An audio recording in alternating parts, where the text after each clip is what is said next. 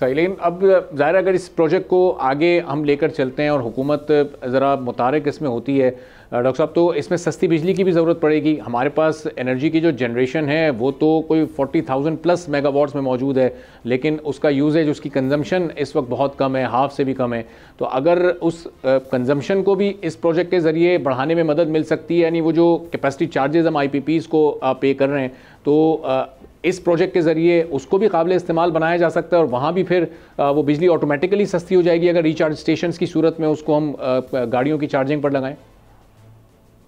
जी बिल्कुल, देखिए अभी जो पावर सेक्टर का मसला है वो यूटिलाइजेशन रेट्स का ड्रॉप होना है। अगर आप CPEC के अंडर आपने जो कोल पावर प्लांट्स लगाए हैं उनके यूटिलाइजेशन रेट्स को देखें तो वो नॉट मोर देन 20% है पूरे साल में। तो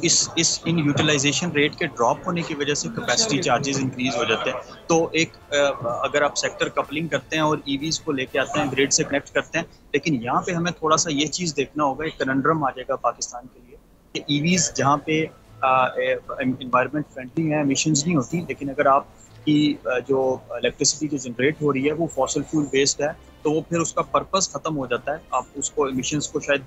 यहाँ नहीं कर रहे, ट्रांसपोर्ट सेक्टर में नहीं हो रही, लेकिन वो एनर्जी सेक्टर में होगी। तो इस चीज़ को शायद प्रिंसिपली रिन्यूएबल एनर्जी के साथ जो है वो कनेक्ट होना है। पाकिस्तान के लिए एक बड़ा अच्छा ऑप्शन है अगर पाकिस्तान 2 व्हीलर्स और 3 व्हीलर्स इलेक्ट्रिक व्हीकल्स की तरफ जाता है और हम उसको डिस्ट्रीब्यूटेड जनरेशन के साथ लिंक करते हैं, रूफटॉप सोलर के साथ लिंक करते हैं, तो वो सार्फिन जो